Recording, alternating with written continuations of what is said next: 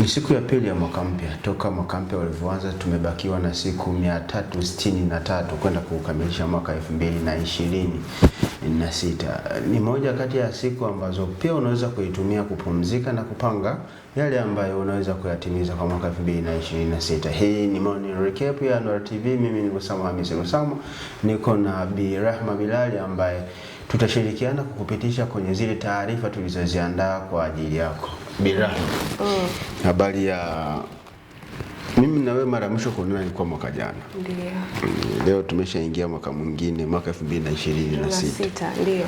Lakini bahati nzuri mwaka 2026 kwa mkoa wa Kigoma au kwa jimbo la Kigoma mjini umeanza kwa Pilau Day. Pilau Day la Baba Levo.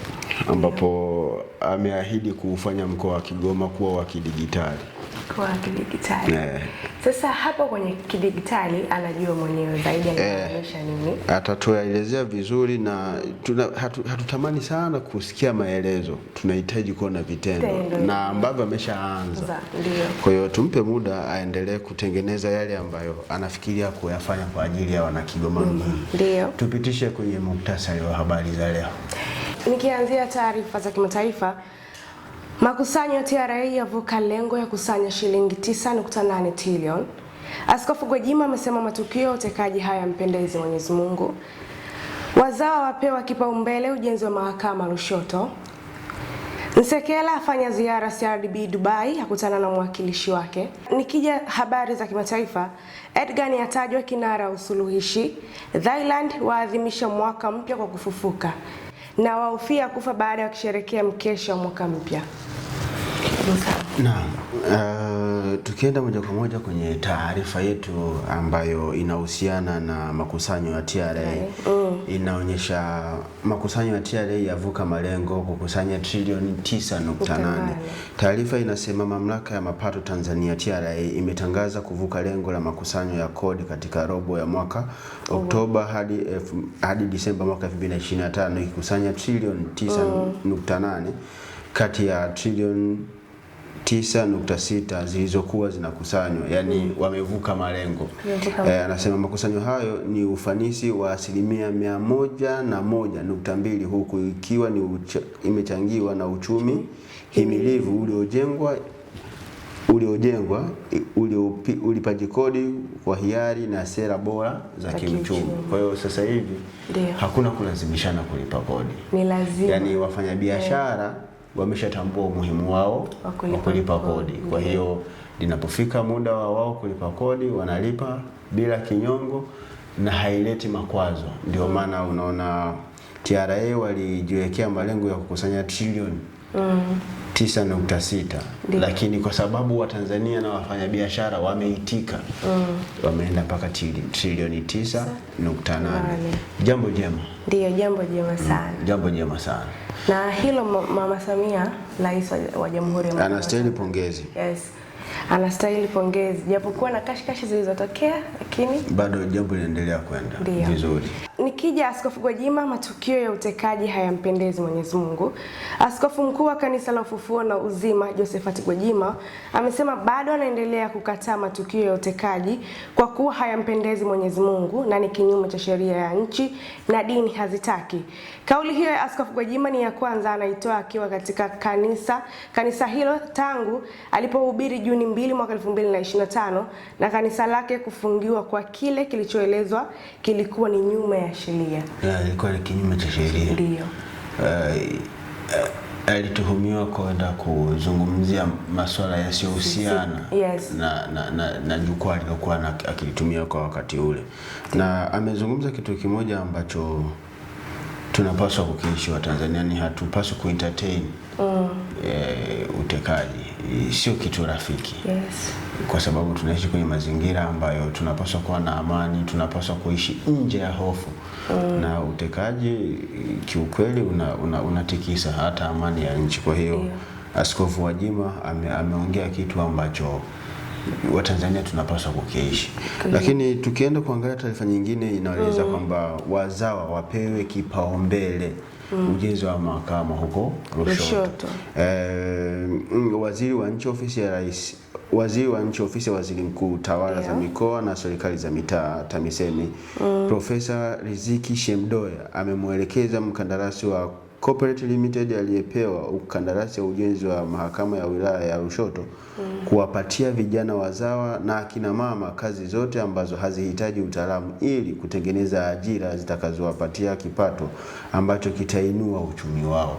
Yani mahakama ni mmoja kati ya miradi mikubwa sana. Niliona wakati inajengwa hii mahakama ya kanda hapa Kigoma, namna ambavyo kulikuwa kuna wingi wa watu na namna ambavyo mradi uchukua muda mrefu. Maana yake ni kwamba kulikuwa na upatikanaji wa pesa kulingana na zile shughuli ndogo ndogo zilizokuwa zikiendea pale. Sasa Waziri Mdoe kutoa wito kwa mkandarasi kuangalia wazawa wa Lushoto kupewa kipaumbele kwenye ujenzi ule.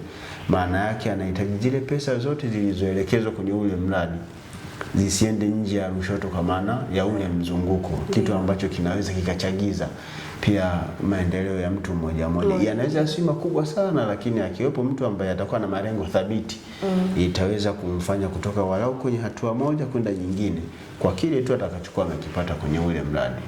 Kwa hiyo hiki kipaumbele alichokitoa Waziri Shemdoe, nikiwekea tiki ya blue. Nsekela afanya ziara CRDB Bank Dubai, akutana na mwakilishi wake. Mkurugenzi mtendaji wa benki ya CRDB Abdul Majid Nsekela katikati akutana na mkurugenzi wa CRDB Dubai. Hili unalionaje? Unajua CRDB ni moja kati ya benki ambazo zimekuwa zikifanya vizuri Tanzania. Nimewahi kupata taarifa kuwa pia wapo Burundi, sasa hivi wameelekea Dubai. Maana yake wanaendelea kujitanua.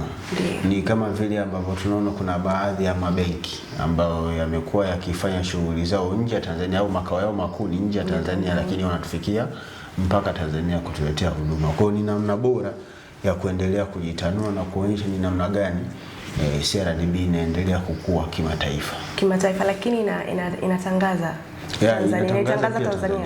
inatangaza Tanzania kwa sababu ukiingia mle ndani unaweza kukosa vingi hata kama ni Dubai, lakini Kiswahili utakisikia. Kwa hiyo Kiswahili kikishaanza kuzungumzwa Dubai, maana yake tunakuwa tunatengeneza utamaduni wetu tunaotoa nje ya Tanzania, na wale ambao wanakuwa na shauku ya kujifunza baadhi ya vitu wakiingia benki wakisikia kinazungumzwa Kiswahili, kwa sababu nina uhakika kuna Watanzania mle ndani watakuwa wanafanya kazi, wakivutiwa na ile lugha ya Kiswahili watatamani waje kuishi. Sasa ule utamaduni wenyewe wa Waswahili uko vipi? Kwa hapo tutapata na pesa za kigeni ambazo zitatokana na ule utalii wa watu watakaokuwa wanakuja kutalii kutuona Waswahili tunavyoishi. Tupitishe kwenye habari za kimataifa. Kwenye habari za kimataifa kuna taarifa inayohusiana na Erdogan ambaye ametajwa kuwa kinara wa usuluhishi. Taarifa inasema Rais wa Uturuki Recep Tayyip Erdogan ametajwa kinara wa maridhiano na usuluhishi katika migogoro mbalimbali kote ulimwenguni, akiwa amehusika katika kutafuta suluhu katika vita vya Gaza, yani ile vita ambayo inaendelea nchini Palestine, lakini Urusi na Ukraine, moja kati ya vita ambayo imedumu muda mrefu, ambayo kila wakati inakuwa inasimama inarejea, inasimama inarejea. Lakini pia huko ametajwa kuhusika kwenye kutafuta usuluhishi, lakini pia vita kati ya Somalia na Ethiopia ambao pia imekuwa ikileta kizungumkuti. Kwa hiyo licha ya kwamba ni taifa ambalo linaweza kuwa linaonekana ni dogo, lakini limekuwa na kiongozi mwenye uthubutu mkubwa wa kuingia kwenye masuala ya kidiplomasia akiwa na lengo la kuifanya dunia kuwa na utulivu. Mara nyingi tumekuwa tukimwona Donald Trump, rais wa Marekani, ndiye amekuwa mstari wa mbele kushughulikia hizi shughuli haya mambo ya kimachafuko amekuwa kitokea kwenye maeneo mbalimbali. Kwa hiyo bwana Tayyip Erdogan naye amekuwa ni kinara kwenye hilo eneo, na kwa kiwango kikubwa amejitahidi sana kuhakikisha kwamba hasa ile Mashariki ya Kati inakuwa na utulivu, ingawa kuna shughuli kubwa ambayo Israeli anawapelekea Waarabu. Waisraeli walio wengi ni Wayahudi, ingawa unaweza kuwatem kama wako kwenye ukanda wa Waarabu, lakini wamekuwa wakiwapelekea moto kweli kweli wale ambao ni majirani zake wanaowazunguka. Lakini pia kuna taarifa kutokea huko Thailand. Hii taarifa bwana inasema Thailand wameadhimisha mwaka mpya kwa kufufuka.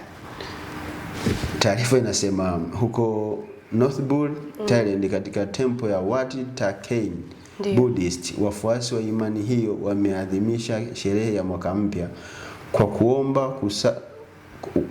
kuomba na kusali wakiwa ndani ya jeneza na kisha kutoka katika jeneza hilo kama ishara ya kufufuka. Kuna vitu vingine jamani, sawa ni imani, lakini sasa jeneza lingegoma kufunguka, basi si umeingia? Umeingia. Yaani waliingia wote. Yaani ni dhehebu ambalo wao kwenye kuadhimisha mwaka mpya si ndo wanaenda kuanza mwaka mpya. Kwa hiyo wanaashumu kwamba wamekufa. Yaani ule mwaka si unaisha. Kwa hiyo wamekufa. Unapoanza mwaka mpya na wenyewe wanatoka kwenye jeneza, wamefufuka. Na maana mwaka mpya, nafsi mpya. Sasa nilivyoona hii taarifa kwa mara ya kwanza nikawaza, yani kama jeneza lingegoma kufunguka ingekuwaje? Wangekufa. Na nimejaribu kufuatilia zile picha. Kuna mmoja nesi kama alikuwa nesi anakufa, maana alikuwa yani sura yake imejaa hofu. Licha kwamba alikuwa kwenye kuabudu. Ni utamaduni wa wenzetu ambao tunapaswa kuheshimu, by the way, kwa sababu ndivyo ambavyo wao wanamtafuta yule ambaye wanaamini ni Mwenyezi Mungu kwao. Wahofiwa kufa wakisherehekea mkesha wa mwaka mpya. Hii ni taarifa inatokea huko Uswisi Alps, ambako inasema watu kadhaa wanaripotiwa kufariki mara baada ya moto kuibuka ghafla kwenye baa huko Alps Uswisi, na kuacha zaidi ya watu 100 wakiwa wamejeruhiwa vibaya. Mamlaka zinasema licha ya kuwa mji huu umekuwa ukilengwa na magaidi, lakini tukio hilo halihusiani na ugaidi. Yaani kwanza mamlaka inakiri kwamba hili eneo, huu mji ni mji ambao umekuwa ukilengwa zaidi na mambo ya kigaidi, lakini hili tukio la moto kuibuka kwenye sherehe za mkesha wa mwaka mpya halihusiani na nini?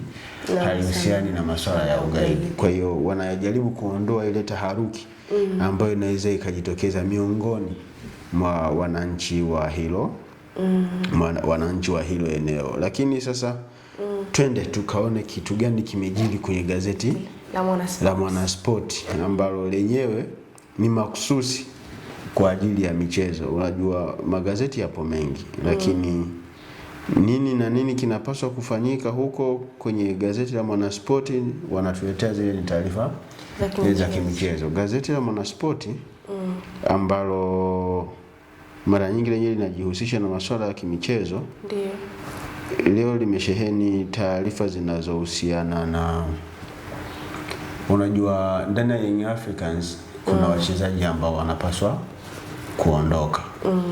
Lakini taarifa ambazo zimechapishwa kwenye gazeti la Mwanaspoti linasema Mamadou Doumbia na Conte ngoma ngumu. Yaani kuna taarifa kwamba wachezaji hawaoni kama wanatendewa haki kuondoka ndani ya nini? Ya kikosi cha Young Africans. Kwa hiyo inawezekana kukawa bado hakujafikiwa maafikiano mazuri ya hawa wachezaji kuondoka ndani ya kikosi cha Young Africans. Kwa hiyo kunawezekana either dili ya mmoja au ya wote ikachelewa. Inawezekana ndio kitu kinachopelekea utambulisho wa Maruf Shakei ukachelewa, kwa sababu wote tunafahamu Maruf Shakei atajiunga na Young Africans. Lakini kwa nini amechelewa kutambulishwa? Inawezekana kwa sababu hapa bado kuna jambo halijakaa sawa sawa. Mamadou Doumbia AI mwenyewe na Musa Bala Conte Chaseman bado wanaleta sintofahamu, kitu ambacho kinaweza kapelekea kutambulishwa kwa Maruf Shakei kukachelewa. Damaro Kamara yeye tayari ameshatambulishwa. Yule ni Mtanzania mwenzetu. Kwa hiyo hahitaji vikwazo vyovyote. Yaani hata wangekuwa 30 wa Tanzania watupu sawa. Lakini huku kwenye nafasi za kimataifa kuna ukomo wa idadi ya wachezaji. Ndio maana Maruf Shakei, kwa sababu yeye si Mtanzania bali ndo hajatambulishwa tu. Kwa hiyo tujipe muda tuone ni kitu gani ambacho kitatokea. Leo tumefika tamati kwa wiki nzima hii. Kuanzia Jumatatu mpaka Ijumaa morning recap.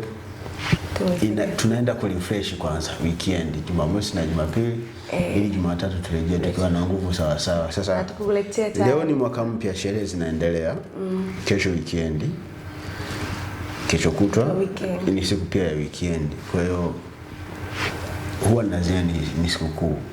Kwa hiyo tuna muda mrefu wa kuendelea kusherehekea. Pilau bila shaka ni sikukuu. Pilau lipo leo. Lipo. Baada ya kukimbia litakuwepo. Watazamaji wa Amra TV na Morning Recap, tumefikia tamati siku ya leo. Tukushukuru kwa muda wako.